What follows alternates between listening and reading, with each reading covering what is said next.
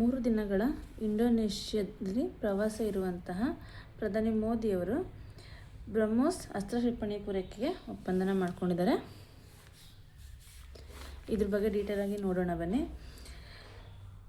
ಬ್ರಹ್ಮೋಸ್ ಕ್ಷಿಪಣಿಗಳ ಪೂರೈಕೆ, ಯುದ್ಧ ವಿಮಾನದಿಂದ ಶತ್ರುವಿನ ಯುದ್ಧ ವಿಮಾನವನ್ನು ಧ್ವಂಸಗೊಳಿಸಬಲ್ಲಂಥ ಅಸ್ತ್ರ ಕ್ಷಿಪಣಿಗಳ ಪೂರೈಕೆ, ಪೂರ್ವಜಾವದಲ್ಲಿ ಬೆಂಗಳೂರಿನ ಇಂಡಿಯನ್ ಇನ್ಸ್ಟಿಟ್ಯೂಟ್ ಆಫ್ ಮ್ಯಾನೇಜ್ಮೆಂಟ್ನ ಕ್ಯಾಂಪಸ್ ಸ್ಥಾಪನೆ, ಇವು ಭಾರತ ಮತ್ತು ಇಂಡೋನೇಷ್ಯಾ ಮಧ್ಯ ಏರ್ಪಟ್ಟಂತಹ ಒಂದು ಪ್ರಮುಖವಾದಂತಹ ಅಂಶಗಳಾಗಿವೆ.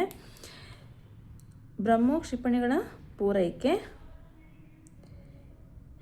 ಯುದ್ಧ ವಿಮಾನದಿಂದ ಶತ್ರುವಿನ ಯುದ್ಧ ವಿಮಾನವನ್ನು ಧ್ವಂಸಗೊಳಿಸುವಂತಹ ಅಸ್ತ್ರ ಕ್ಷಿಪಣಿಗಳ ಪೂರೈಕೆ, ಪೂರ್ವಜಾವದಲ್ಲಿ ಬೆಂಗಳೂರಿನ ಇಂಡಿಯನ್ ಇನ್ಸ್ಟಿಟ್ಯೂಟ್ ಆಫ್ ಮ್ಯಾನೇಜ್ಮೆಂಟಿನ ಕ್ಯಾಂಪಸ್ ಸ್ಥಾಪನೆ ಈ ಒಂದು ಒಪ್ಪಂದಗಳ ಪ್ರಮುಖವಾದಂಥ ಅಂಶ ಆಗಿದೆ.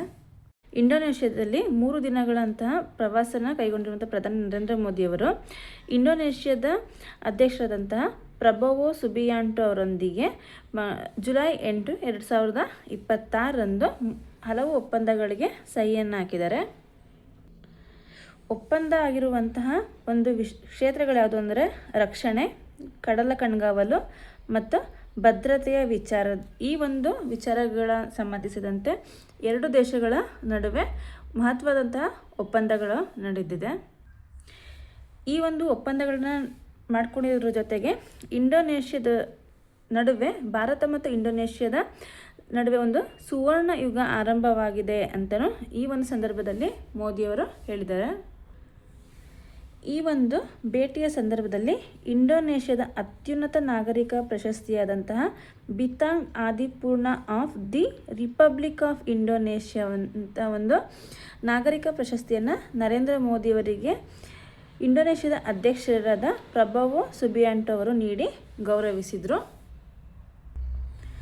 ಈ ಒಂದು ಸಂದರ್ಭದಲ್ಲಿ ಇಂಡೋನೇಷ್ಯಾದ ಅಧ್ಯಕ್ಷರಾದಂತಹ ಪ್ರಬೋವೋ ಸುಬಿಯಾಂಟೋ ಅವರು ಬೆಂಗಳೂರಿನ IIM ಕ್ಯಾಂಪಸ್ನ ಇಂಡೋನೇಷ್ಯಾದಲ್ಲಿ ಸ್ಥಾಪಿಸ್ತೀವಿ, ಇದರಿಂದ ಆಸಿಯಾನ್ ಪ್ರದೇಶದ ಯುವಕರಿಗೆ ಬಹಳಷ್ಟು ಅನುಕೂಲಕರ ಆಗುತ್ತೆ ಅನ್ನೋದನ್ನ ಸಹ ತಿಳಿಸಿದ್ದಾರೆ. ಈ ಒಂದು ಸಂದರ್ಭದಲ್ಲಿ ಟ್ಯಾಗೂರ್ ಕಿ ಹಜಾರ್ ದೇವತರ ಅವರ ಸಾಂಸ್ಕೃತಿಕ ಮತ್ತು ಶೈಕ್ಷಣಿಕ ರಾಜತಾಂತ್ರಿಕತೆಯ ವರ್ಷನ ಆರಂಭಿಸುವುದಾಗಿ 2 ದೇಶಗಳ ನಾಯಕರು ಘೋಷಿಸಿದ್ದಾರೆ. ಕಿ ಹಜಾರ್ ದೇವಂತರ್ ಅವರು ಇಂಡೋನೇಷ್ಯಾದ ಒಂದು ಮೊದಲ ಶಿಕ್ಷಣ ಸಚಿವರಾಗಿದ್ದರು.